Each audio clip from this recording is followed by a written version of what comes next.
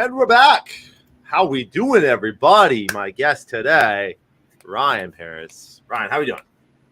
Good, Kevin. What's happening out there in California right now? I made this joke. I can make this joke now on the show. I made this joke to a few of my friends that live in the Midwest that are getting hammered by snow. Right now, outside, I would guess there's about 18 inches of sunshine on the ground. Is that right? Yeah, 18 inches of sunshine. Yeah, keep going. We're getting hammered with it. You know, I think they're going to bring out the sun plows pretty soon to get the sun off the streets. But I feel bad for you. Yeah, I know. Do you have a sun plow yourself? I actually don't. No, I have sun shoes though. I use my sun shoes to walk through the sun. And you got the sun shirt on, I see. Hey, sunny Thanksgiving. Thanksgiving edition of Hop on Calls. Shout out to everybody who's going to be eating turkey this week. If you're not eating turkey this week, I don't know what you're doing. You know, I was trying to convince my mother-in-law that we need to do turducken, right? Oh, right. Turkey duck bacon or something like that? Turkey duck chicken. Oh, chicken. Turkey, you put a duck inside of it, put the chicken inside of the turkey, and you cook it all at once. Then you cut it, and it's got 5 layers of meat. Oh my God. Yeah, that would give me the meat sweats if I had that. Dude, I've had it one other time, and it was absolutely delicious. Well, we are here not to talk about turduckens and turkeys and chickens, but we are here to make some actual live cold calls.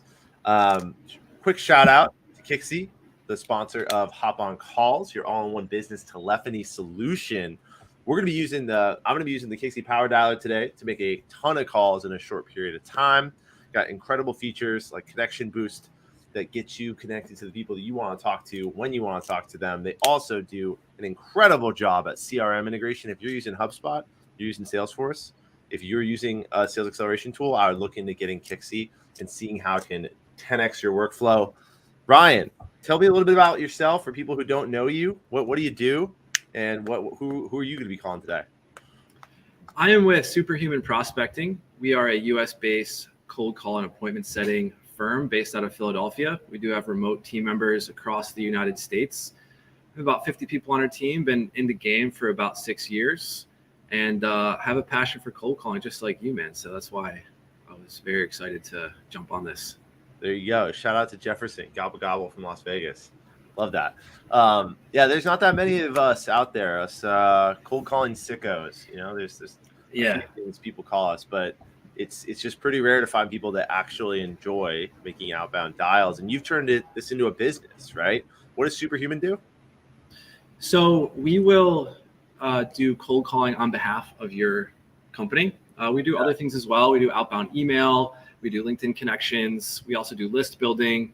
But like I say to a lot of the folks who are looking to use us, our super skill is calling. We have our own cold calling methodology that we use, and be excited to test it out today. So that's what we do. Love that. Exciting. Just like I was last week, I'm going to be calling for a client of mine called Uncommon Giving. Uncommon Giving is a platform that helps businesses enable their employees to give to nonprofits that they care about. It's actually a really, really cool platform. I'm going to be calling HR leaders and having conversations about employee engagement and how that relates to corporate social responsibility, corporate giving. That's my goal today. With no further ado, why don't we both jump into the queue and we'll see who gets a call first. You ready? Let's do it. All right. Love it. All right. And click goes the dialer, ringing in my ear. Yes, sir. Yeah, this is I'm a rookie at the triple tasking here, but we're going to make it happen. Look, you're going to be so good at it by the end of it that you're going to go about your day and you're going to say, man, this is easy. I don't have a phone ringing in my ear. What else can I do while I'm calling? Look, you are more capable than you think you are. So I'm looking for David or the person who's in charge of lead generation there. Is that David or is that somebody else? He's not around. Okay. Yeah, is there someone in sales development there or in the marketing side? He's the man? Okay, that's fine. And when did you say he'd be back? Next week.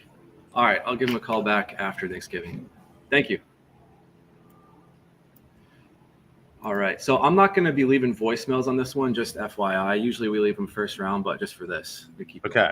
Well, that brings up a good point. Something that I always ask my guests is, what's your take on voicemail? My take in general is very anti-voicemail. I'd prefer you not block my number and know that I'm a solicitor, I'm a salesperson. I'd rather talk to you live, so I skip the voicemail. But you're a fan of voicemails? I would say that I'm a slight fan. I would say that it doesn't hurt because you're getting additional touch points. And if you leave a decent one, you can also speak to it the next time. We always do a voicemail the first round, and I make sure it's usually a voicemail drop if I can do it. So that way I'm not spending time doing those, and I can just drop something. I can speak to it the next time. Yeah, automated voicemail drop is an incredible feature. Kixie has that as well, by the way. Shout out. Kixie allows you to, if you really want to, and you're working off a targeted list, you can set up a really cool automation where you call, they don't pick up, leaves voicemail, then it follows up with a text message, all automatically. So the workflow capabilities are pretty badass. Yeah, I'm going to check out Kixie then. You should. All right, let's go. So I wish we could hear both dial tones. I don't wish that, but it would be cool. So like if I hear you about to get on, I could go, but we'll see how this works. Hey Tyler, this is Kevin. I'm calling with a company called Uncommon. Did I catch you with a minute to have a quick conversation here? Oh shoot, Tyler, I think I connected with you. I think it was last week, and you said kind of the same sort of thing where you're really busy. Am I just calling at the worst times, or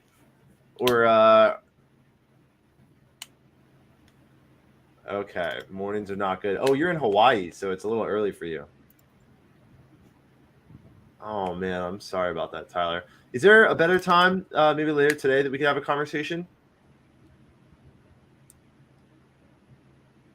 Okay, cool. All right, Tyler, have a great rest of your day. Dude, so I've talked to him before. I've talked to him before. I've called this list before, right?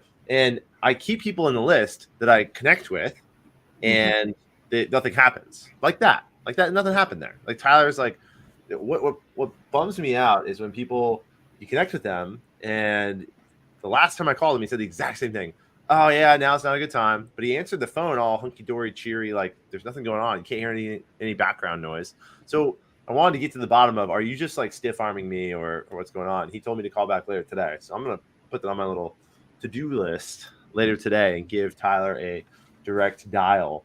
Yeah, but he is in Hawaii. So do you know how far the time difference is, Hawaii, from where you are, Ryan? Very, very. It's like 7 hours. Yeah, something like that. Dramatically different from East Coast. I think from us, it's 3 hour difference. So it's early in the morning for him. Yeah, that's nothing. It's interesting he answered so happy like that. Yeah. You know? And to not take a call, I thought I could get him to kind of lean into it. But hey, I'm back in the queue. Yep. Calling again. I'm calling remodeling companies. Remodeling companies. Hi, I'm looking for James or the person who's in charge of your closed lost opportunities there. Hung up. Ooh. On the intro. Ouch. I put that back. That was like 3 seconds. Yeah, you put that back. Dude, I might double tap. You ever double tap? Double tap that one? Should I go for it? I would double tap it right away and say, hey, sorry we got disconnected. Weird trouble there. How you doing? All right, let's do it. Let's go.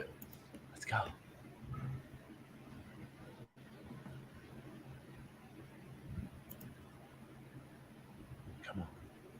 Double tap, baby. It's good to go. Let's go for it.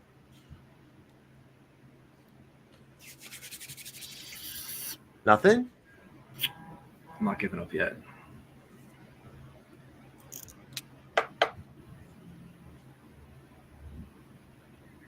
Nah.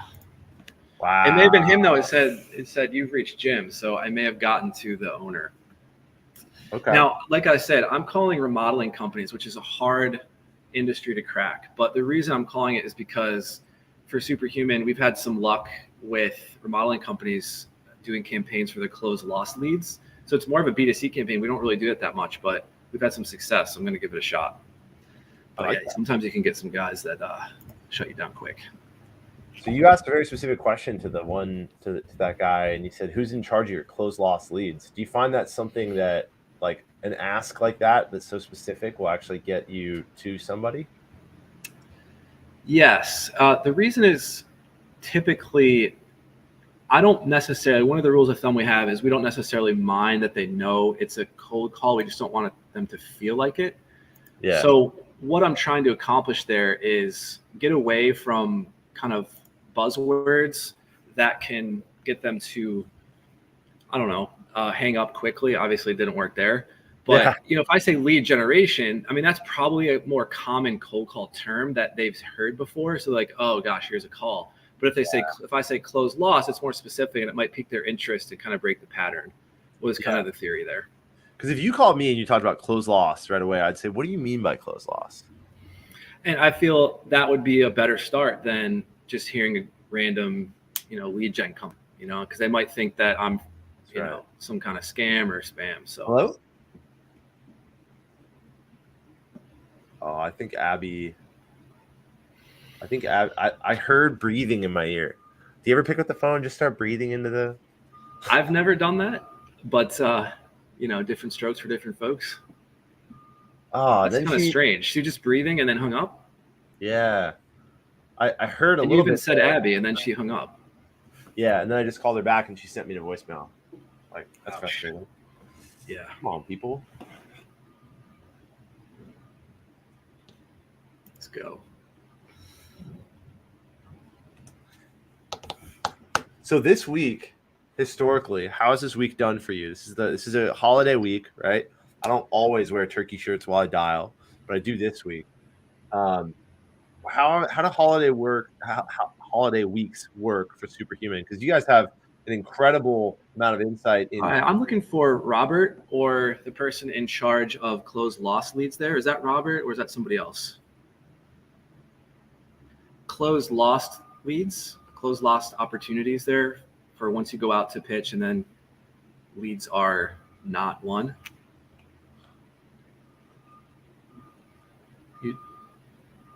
You have everything sent to you. Okay. So no, that's completely fine. Robert, you said it's not in though? You can give me his number. Okay. And that's fine. What is it? 8.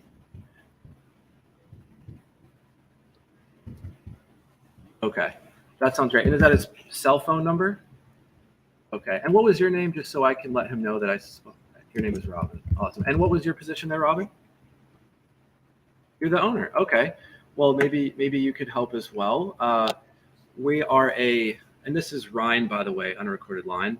We're a US-based sales development company. We do cold call appointment setting and other types of calls for remodeling companies, mostly to help them kind of win back some of those closed lost. So even if you don't go back out there, we can call them again to see if it would be a good opportunity. Do you have a process or partner for resetting rehash right now, or have you considered it?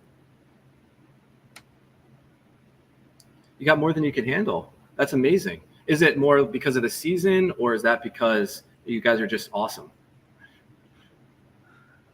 You're pretty awesome. No, it sounds like it.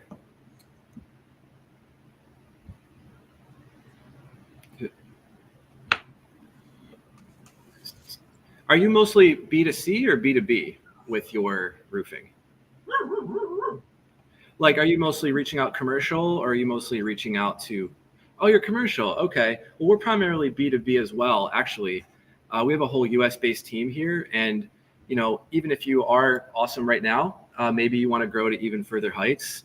The whole reason I was calling is just, you don't? First quarter. Okay, Robin. Okay. Why do you think the first quarter would be better? Do you think you slow down around that time of year? Okay. Well, that's great. Well, I appreciate it. Well, maybe, Robin, what I could do in the meantime is send you some information. Would you be open to that? Awesome. What's your email, Robin? Yeah.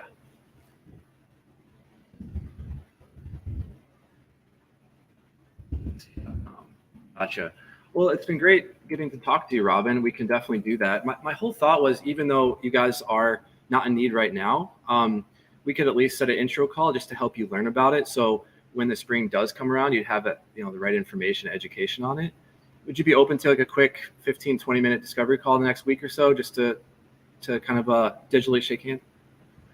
First of the week next week? Okay. So I'm looking at my calendar. Obviously, we got Thanksgiving this week, so I'll give you a couple days. Since I'm calling you on a Tuesday around 1, would next Tuesday, the 29th at the same time, 1 p.m. work? That would? Okay. So I'll send you some information. And just one quick question before I let you go. What is your current lead gen process? Like, how do you have so many awesome leads?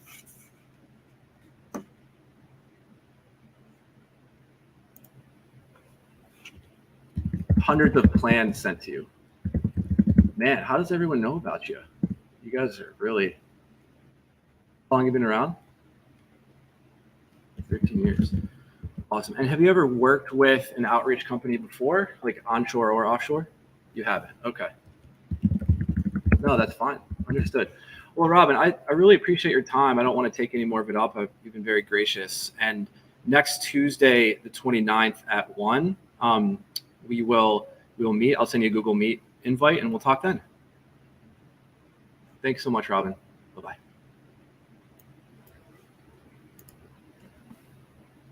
that a meeting that set? Just happened? That was a meeting set. Oh, shit. I'm in shock. Dude, that's crazy. I was going back and forth and side to side, and it was like, follow up in Q1, and then it's like, well, what about next week? So talk to me about what happened there. How did we go from follow up next in Q1, which that if you're watching this right now and you make cold calls, you are hearing that right now. Everybody is saying, "Oh, coming into January," but you were unfazed. You went right back for the kill there and got him back into a. You mentioned something that was interesting, like a virtual handshake. Virtual handshake. Yeah, I guess it was off the cuff there. I wish you could hear the other side. I was realizing towards the end there that you couldn't hear what I was saying, or what she was saying, excuse me. Yeah. But I found out she was the owner early on. So that's immediately she's a decision maker or stakeholder, right?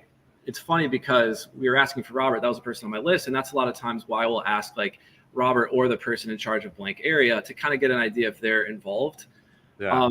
But when she said that they were awesome, they don't necessarily need this kind of thing. It didn't mean that. I mean, they're doing well. It doesn't mean that they couldn't use more. And so that's kind of how I diffused that one, where she had said something like, "Oh, we're doing awesome. We're doing great." Well, that shouldn't necessarily be a bad thing, right? If they're doing great, then maybe they have all the marketing going on. So why wouldn't they consider us? That's right. And then when she said first quarter, I knew that she was open. That was my door into, all right, well, she's willing to talk to me. I've gotten that kind of win. But, a lot of times people feel the negativity, the stigma of salespeople, and they want to push that off. But a lot of times it's an emotion. So if we can let that emotion breathe, let them say what they want to say, well, that's fine. We're not trying to sell you now. That's not the point. So let's push the sale off till March. Now the pressure's off. And now we're just having a conversation to see if this could help when they're ready. And that's kind of how I brought it back, I guess, is the direction I went. I love that, man. I love that. A little note for everybody, just made a little comment here. You guys want to hear both sides of the calls? Tune into the podcast. Hop on Calls is not just a live show. We are a weekly live show, but we also have a podcast where we take both sides of the call. We're going to bleep out all the personal information so it's compliant, and you're going to hear that back and forth volley and hear the master at work. Ryan, that was an awesome call. I love that. Appreciate now it, man. jealous. I'm very jealous. I don't like getting upstaged on my own show, so I'm going to go ahead and hit go on the dial. I'll get hung up on more. I'll get destroyed his next one. It's bound to happen. The universe doesn't like to have that many positives right in a row. That's right.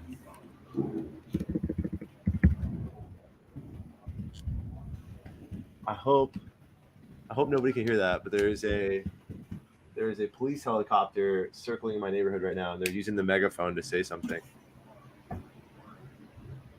What? Yeah, that happens from time to time. Is that Not as much. And I guess if you're living in the city, you do see copters swirling around neighborhoods sometimes, but typically nobody's like. That sounds very dystopian, actually. Well, it used to happen in a neighborhood I used to live in. We used to live by a old person's home, and when an old person would like that has dementia would get out, they would do this. But I'm gonna have to like close up my whole office here if they don't go away in a minute because it's pretty loud. Um, all right, well I'm in the queue. Let's go, baby. I'm calling all direct and cell phone numbers for HR leaders.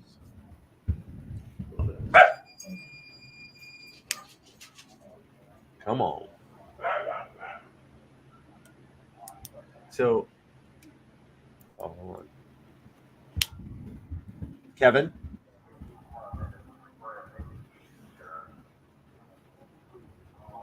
Google Voice trying to connect me. Please connect me. Thomas Cunningham giving you a little bit of love here, Ryan. There we go. Tom, push pull. Oh, thanks, Tom.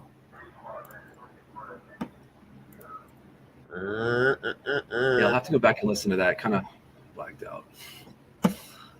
Look, this is why you practice. We practice so that when you're in the heat of the call, it just flows, right? Yeah. See, my favorite part of this, Ryan, is that you run a business that does this, and you're not the one who calls all the time. You've got how many employees? We got about 50. 50 employees, and you're the CEO out here making live calls. How many other CEOs are going to do that? I'm not sure. It's passion, man. We both love it. Man. I respect that you're out there. You know, it gives me a lot of, I guess, what's the word that I'm looking for? Kind of camaraderie in the space, because sometimes you feel like you're on an island. You're the only one doing it.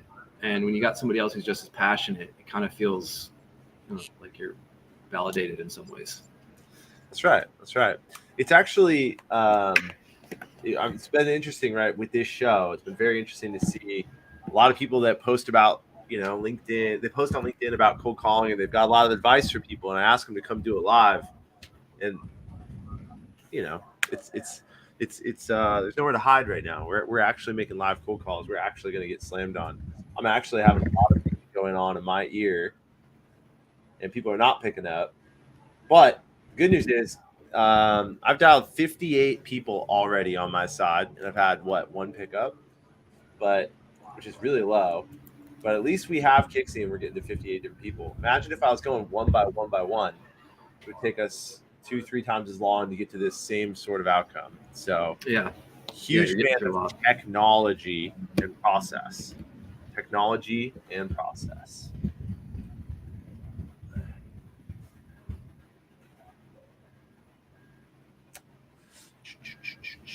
Are you ringing too? I'm still closing out this last. I have to write notes on this before I go to my next one. Oh, okay. Dig it.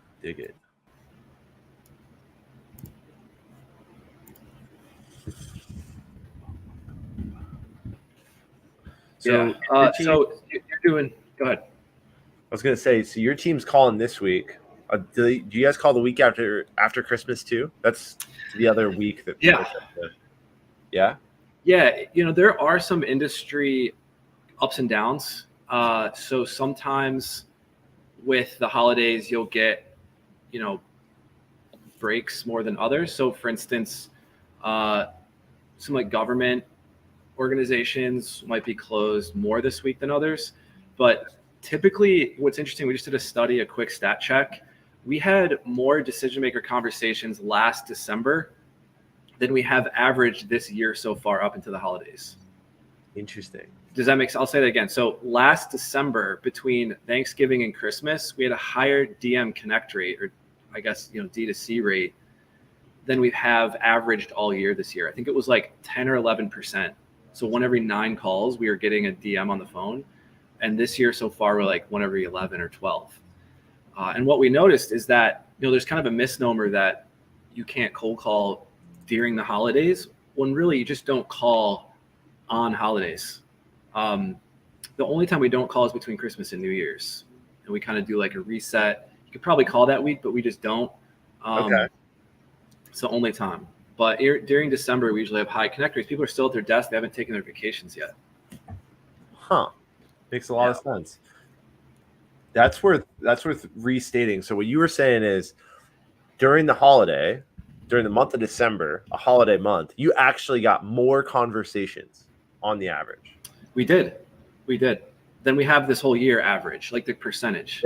Yeah. So December's the best month to call, AKA, right? Like that's what you're trying to say. Yeah, I mean, exactly. In this past year, it was absolutely. I mean, that's over. I mean, we're a sample of the market. You know, we're not every business, but we average to call about 60 to 80 companies a month. So you get a lot of different industries involved with that. So it gives you a better sample than one or two companies. So you're saying you call on behalf of 60 companies a month? 60 to 80, yeah. Mm-hmm. Yeah, I mean that's a huge sample set because most people that are tuning in right now, they call for one company at a time, you know, and they might say, hey, yeah, in my industry it's completely dead. It may or may not be overall. Yeah, I mean the data you get from running an organization like yours is incredible. I used to, you know, be in your space, right? I used to run a business very similar, and the insights were incredible. Insights you can get from looking at multiple campaigns at once. Dig it. Yeah, it does help, you know. So I'm going to switch campaigns. I got an appointment in that one. I'm going to go to a client campaign that we got permission to call for. They're called The Great Game, and they have this like digital escape room that they sell to schools for orientation. So it's like a Pokemon Go, but for students when they get to school to learn about the campus. Interesting. That's a very unique campaign. Yeah, and we've been doing well on it. So I got permission from our client to give it a go. So I have not set an appointment on this one yet, and like a bunch of our team members have. So I was trying to get to their pace here.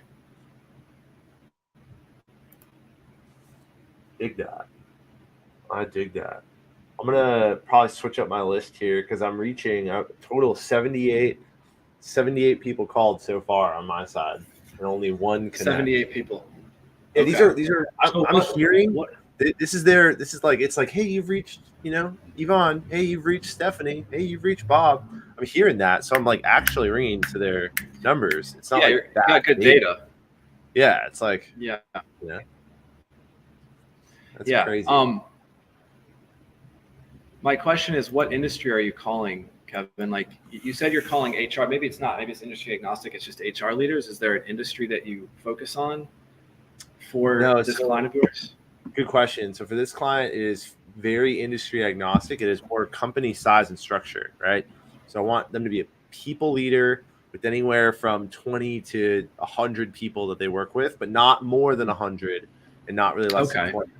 But it's pretty agnostic that way, yeah. And then like US based is important too, because the software only allows you to donate to like US based nonprofits the way it's set up. So US based is important. Okay.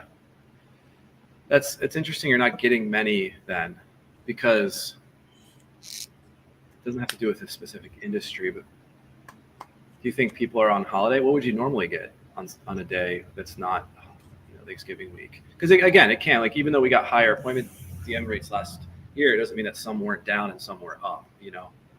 So I'm curious to see, like, what do you normally get with DM Connect? I mean, I normally expect this list is never going to get called again by me live. I called this list last week too, and we got it's all cell phone numbers, but people aren't picking up on it. It's like for the live, I need to have conversations.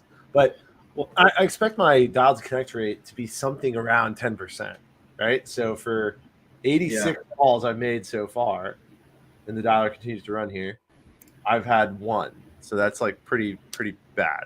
So I'd expect 7 or 8 connects at this point. How many rounds are you on with those? Is it your second round, or have you called this like 10 times?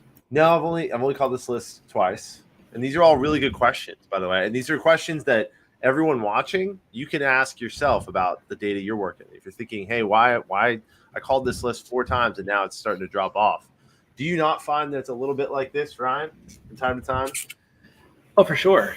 You'll definitely get that. And I think there's a lot of factors involved. You know, I think it's good to figure out a way to record that information too. So when you do your analysis, you know, however much you cycle, whether it's once a week, once a month, once a quarter, you can see what times people picked up, what days people picked up, and then kind of sharpen your campaign. I mean, one of the things we tell our clients is we're on a continuous improvement cycle every month for you. So we're going to constantly micro adjust and sharpen it based upon what we see in our results. And so we'll tag, what time, day, person called, and then, just lean towards what's converting higher. But it could be that, like, if you've gotten it sounds like you did get some appointments on this last week. Maybe you're kind of getting the people. Hey, this is Kevin with Uncommon. How you doing today? Yeah, my name is Kevin. I'm calling with a company called Uncommon Giving. Pauline, did I catch you with a minute to have a quick conversation here?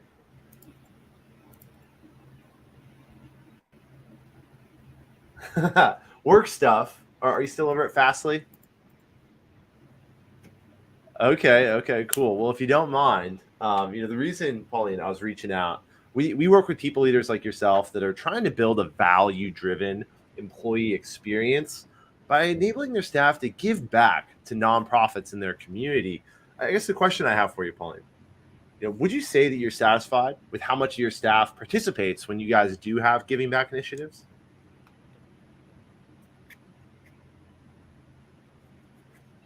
Okay. So, okay. Okay.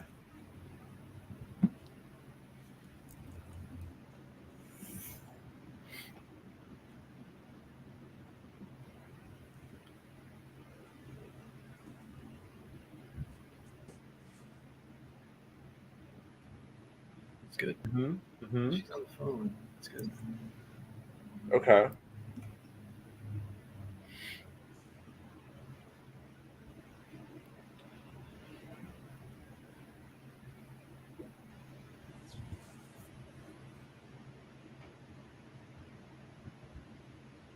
Okay, interesting. I was reaching out to you. I have you down as being involved in people operations at a high level.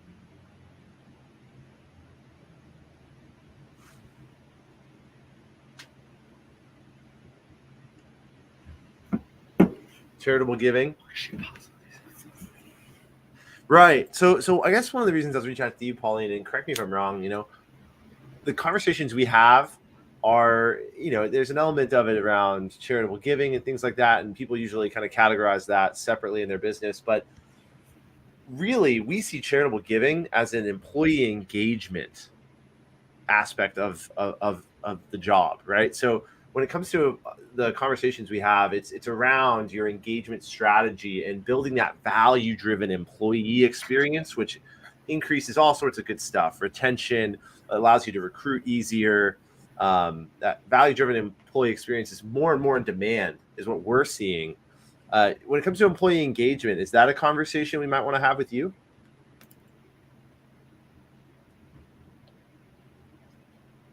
It would not be you. Okay, so engagement's not really your wheelhouse.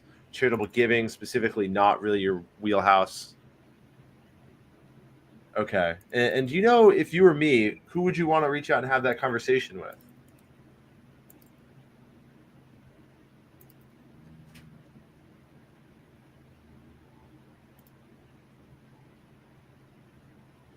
Okay. Okay. All right. I guess last question for you here. If I'll try to find someone that might be involved in employee engagement instead.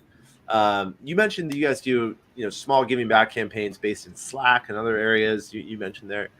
So you guys don't have a structured program, like an employee benefit, where an employee can give a structured amount to nonprofits today?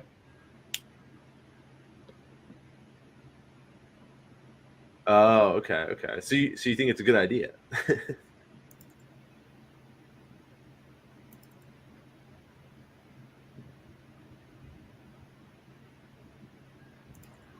Yeah.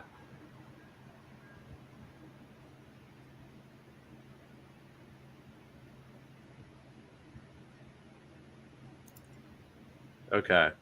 All right. And once again, just last check, you wouldn't want to take sit down with Melissa on my team to learn more about this. That would be barking up the wrong tree.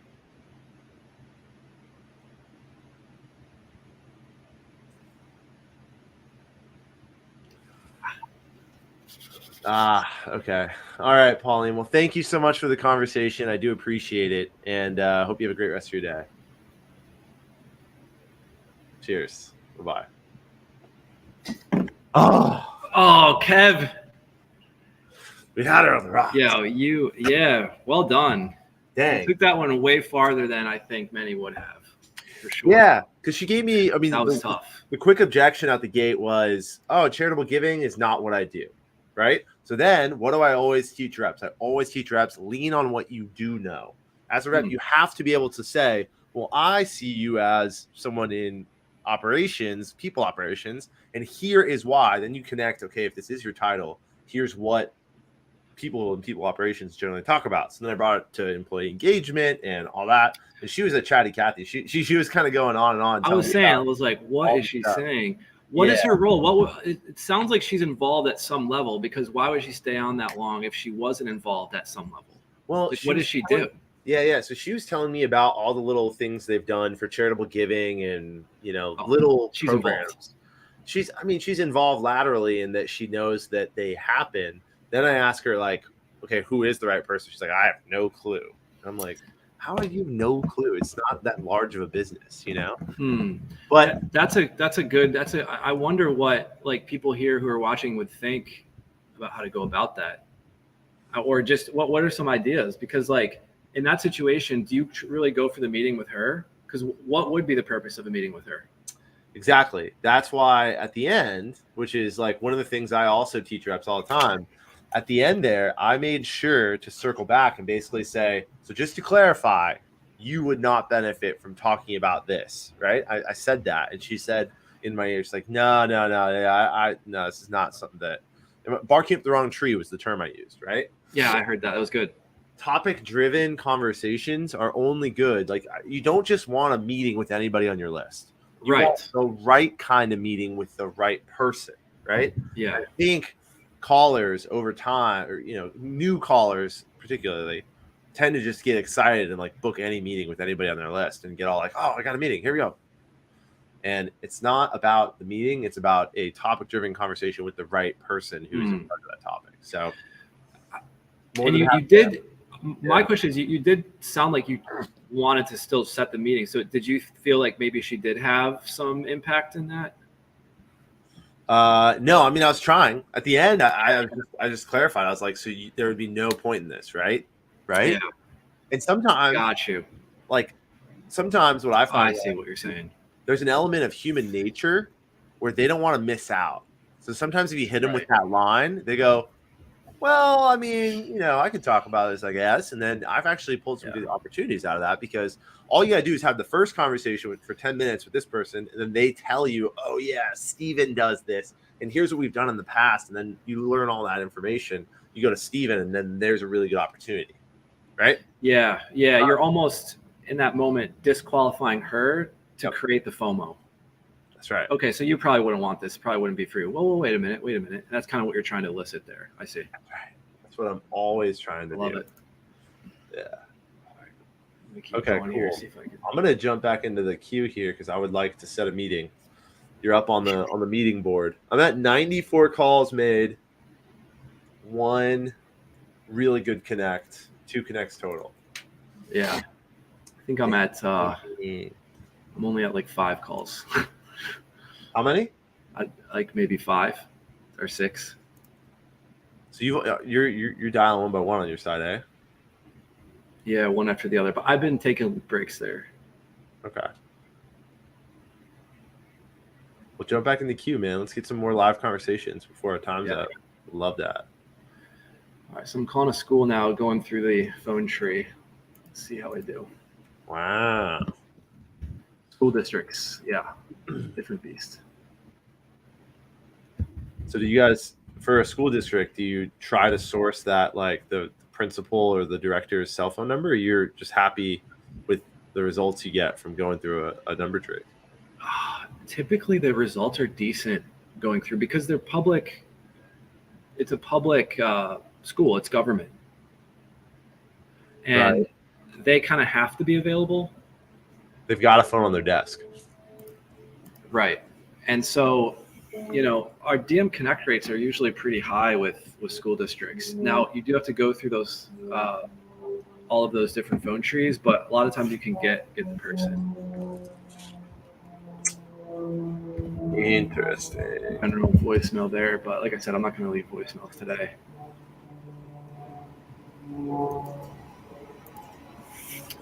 But they are usually open. What I love about calling school districts, you get the right person, they're open to learning. I mean, it's interesting, and I don't know if there's something ironic there, but because you're calling an educational organization, I don't know if it's part of their kind of shtick or if they truly are just open to learning because it is an education focus. So I don't know, or they're kind of like representing the school, the county, and they have to kind of listen to all solicitations. I'm not sure. Interesting. Well, I have found that there are certain segments that you can dial into the dial tree and you can get people on the line. But you got to understand that in general, in B2B, I would not recommend if you're trying to reach, someone at AT&T, don't call 1-800-AT&T. That's going to be That's not really tough. I talk to our clients or potential clients a lot, and I say cold calling can work 100% of the time. Oh, I got a bad number. Cold calling can work 100% of the time if two boxes are checked. One, do you have a product or service that people want or need? And number two is, do people pick up the phone in your industry? And if you can check off those boxes, then it's just a matter of whether it takes 1 month, 6 months, or more to figure out. Yeah. And it depends on where you are with your product, depends on where you are with understanding the need, the product market fit, the list, the script. It takes a little bit sometimes. Yeah. So like the example there was, you said, don't call 1-800-AT&T. Well, one time we had gotten a list that literally had Mark Zuckerberg, Jeff Bezos, and Elon Musk on it. I was like, okay, do you realize who these people are? He's like, yeah, give them a call. I'm like, they're probably not going to pick up. Do you want us to call it still? Because I'm trying to be a good customer service, but also recommend. He's like, yeah, you never know what's going to happen. So we called literally Facebook's number, and it was a robot, of course. And it was like, hello, we do not accept phone calls. Goodbye. that was the closest we got to old Zuck. To Mark Zuckerberg. Yeah. Good question here in the chat. What are we seeing? What are you seeing?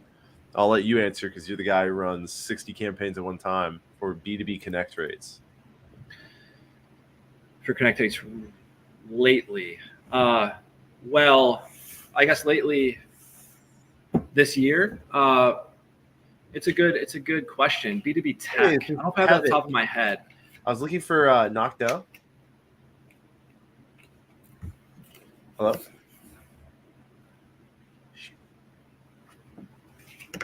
Sorry. False That's positive. Okay. So what are your thoughts on B2B connect rates? Yeah, so it really does depend on the industry and the kind of data you have. But B2B tech, I don't want to say anything false without looking at just our tech companies, but we're averaging somewhere between a 7 and 9% DM connect rate this year. And it does depend on skills as well of the team member. If you look at our top appointment setters, they typically have higher DM connect rates. There is a skill to getting to the right person, So I would say right now our average is between 7 and 9% DM connect rate. And that's on dial. So that's like one in every, what is that? 9 to 12 calls. Okay, that's what it should be, I would say. And you want to keep your data, I would say less than like 5, definitely less than 10% where it's not reachable in order to get that kind of number. So within like less than 5%, I would say. Does that make sense? So that's 5% of all of your contacts. Yeah, it does. It makes a lot of sense. Yeah.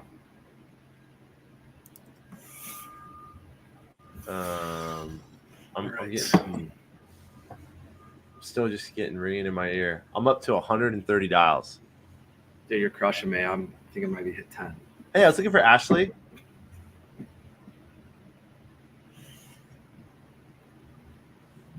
Yeah, maybe you can help me. Are you involved in employee engagement, HR areas?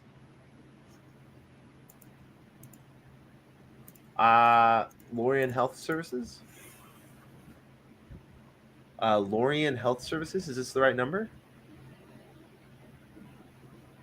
Okay. Thank you. That's good to know. Dang it. All right. I think I know what I'm going to do here. Here we go. Outcome. Saving down next. All right. Yeah, I'm getting ringing right now. What happened there? Wrong number. Took a minute to get to the point where I realized it was the wrong number. Oh, okay. So one of the things I just tried to do there is something that I do advise sellers do, which is just because you call and the target no longer works there, and they say that, right? The next thing that I do is I say, well, what's your name? What do you do? Right? Love it. A lot of reps will just go, oh, okay, Bob's not there. All right, thanks, bye, and hang up. Right? Oh, man. Yeah. It's so rare to get a decision maker. You got to take advantage of every opportunity to get and squeeze all the information you can. That is the goal. That is the goal.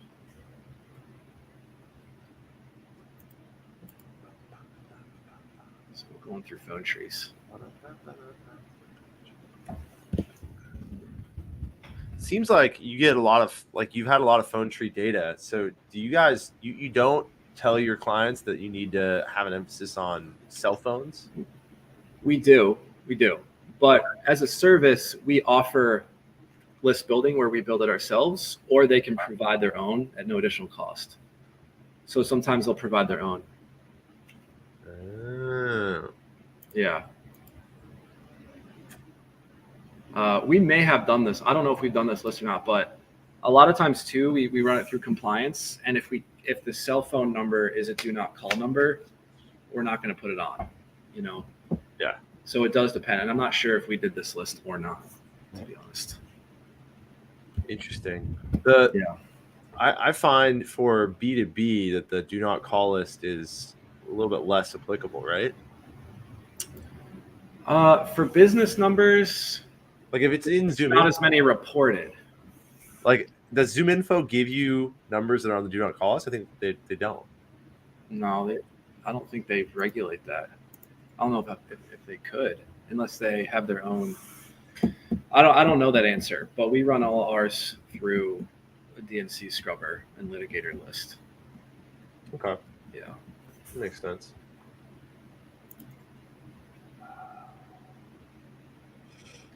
Yeah, it's crazy how much intricacy there is to some of that. And now for B2B, you're right though, there isn't as much regulation.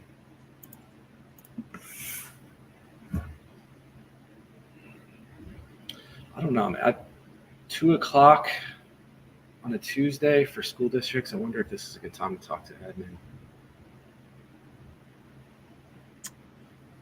It seems like a tough time, but yeah. But once again, everybody, I'm up to 142 people dialed over here. I am happy that it's happening effortlessly, right? Yeah, I think that's a solid tool you got. Yeah, like imagine my life if I wasn't doing that, right? If I did not have technology, and I'd be going really slow right now, but I'm not. I'm cruising, which is good. Yeah.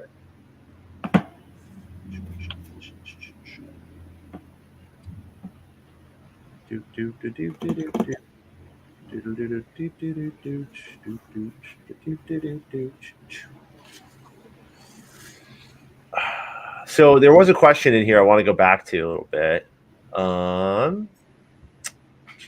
Where was it? Ryan Murphy mentioned briefly. What is the best opener? I love this one. This is a hot topic. It's a hot topic. Are you asking me or are you? Yeah, no, I want your take on it. What's your take if you had to answer directly? Like, what is the best opener? So our default using our H2H cold call method is no opener. It's really just an introduction of who you are. Hi, my name's Ryan with this company, and go right into it. Really, what you're trying to do is get to the first question. That's our whole goal: is state a light benefit or feature, and then get into the first question, because that gets them into a conversation and gets you past the first few seconds. And I'm not taking a yes or no question like, are you interested in, or are you happy with? Like one that opens up the conversation, not closes it down. So I teach to try to avoid some of those openers, like, do you have a minute or something along those lines? But I do not think by any means that it can't work. We call those preferential add-ons. And what that essentially means is if it's best for your personality to do that, then do it, because you're going to sound more natural, and that authenticity is going to ring truer than trying to stick to something that you're uncomfortable with or not confident with. But I would say as a default, you do not need them if you can get off the intro and the first question off the gate. Interesting.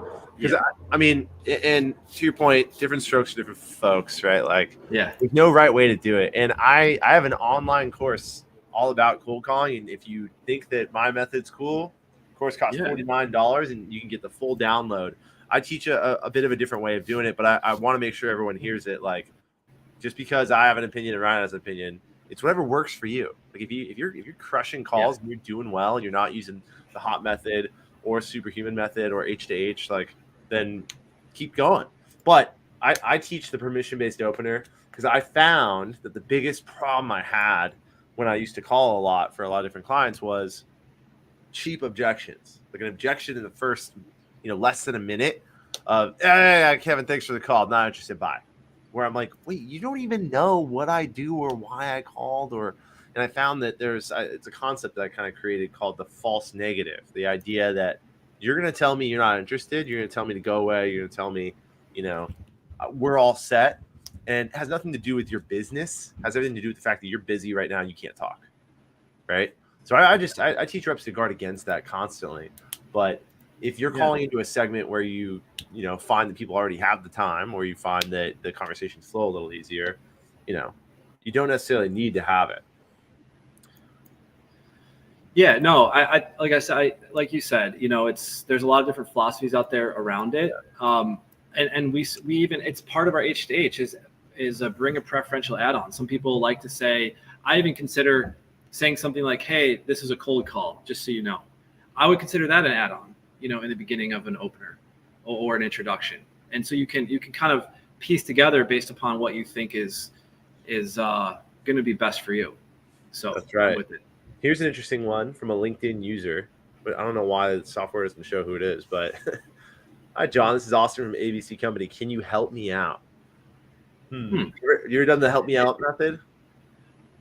If I know that it's not the right person, or we're trying to identify if it's the right person, if it's John and I know that he's a decision maker, I would not ask that one, because I've already we've already decided that, hey, he's the person. But if it's something where I don't know who the right person is and I'm getting to John, it might be John, it might not. Yeah. Maybe you could help me figure out who the right person to speak with is about this. That's typically the way we would use that here. Yeah, I've seen this go one of two ways, right? Like, I've seen can you help me? People then say, well, yeah, what do you need help with? And then when they find out that you're a salesperson, they get kind of pissed, right? Yeah. Like, they're like, well, you don't need help. You just want me to take a demo, right? So I don't really advise using the can you help me unless you don't know who it is, to your point. Right. Like, if you're really calling in and you're just trying to figure it out, asking for help is a great way to put the prospect's brain into a different mode. We want them to be curious. You want someone to be leaning forward and be thinking about, okay, who is this? Why are you calling me? Like, what's going on here? You don't want them to be on the defensive. And everybody, when you call, every person you ever cold call wants to know the exact same two things, Ryan. What do they want to know when you call them? They want to know sorry, I was just getting a ring there. There's two things that people want to know, is what you're asking. Yeah. I'll just tell you the two things everybody wants to know. That you, as a caller, you can know this in your head before you even make the dial. So don't be surprised. Who are you and why are you calling? Who are you? Why are you calling me? Who are you and why are you calling me? Everyone wants to know that when they pick up my phone's ringing right now. I'm going to pick it up. Hello? Who is this? And what can I do for you? And why are you calling? Who are you and why are you calling me? So if you know that before you even pick up the phone, now we can go have that conversation knowing that they're going to be curious out the gate to know who I am and why I'm calling. We can use that curiosity, ask the right kind of questions to keep them in this curious state. And then I want them asking me questions. Oh, interesting. How do you guys do that? Oh, interesting. And how much does that cost? Oh, interesting. We do something different, but I'm not sure how yours is different than that. Really, those are the kind of questions that lead to golden meetings because you have curiosity, you have interest, right? Sales is change. I talk about this, right? The idea that you're trying to get people to think about change. Yep. Love that. Love it too. All right. So This you've is been going definitely a 1-by-1. skill. So you I go made a lot of calls, slow. huh? No. It's wild. I mean, our SDRs typically make 12 to 15, 12 to 20 an hour, though. I mean, that's typically what we're expecting. So our team members make around, 140 on an 8-hour day with the break in there, and that's kind of our standard. So they're more, I guess they are expecting sometimes the phone tree. They're expecting some of that. While we do have mobile numbers and direct numbers, it's kind of all in the mix there. Wild stuff. Yeah. Well, I'm going to pause the dialer on my side, and we are going to wrap up a little bit here as we go. But so Ryan, how can people that are watching here, how can they connect with you and learn from you other than buying your services? Yeah, so I'm on LinkedIn. I do post frequently. You can reach out there. Email, we can put it in somewhere. My work number, you can always reach out, text, Twitter, trying. I don't know how you do it, man. You're out there. I love it. I love seeing that. And so you can connect with me on those platforms. Absolutely. Here's the breakdown of what happened today. Kevin made 142 calls. Brian made 9. Holy cow. I had a handful of conversations, so did you. But you got a meeting, which is incredible here. So big congratulations to you on getting a meeting. And thank you once again for coming on the show.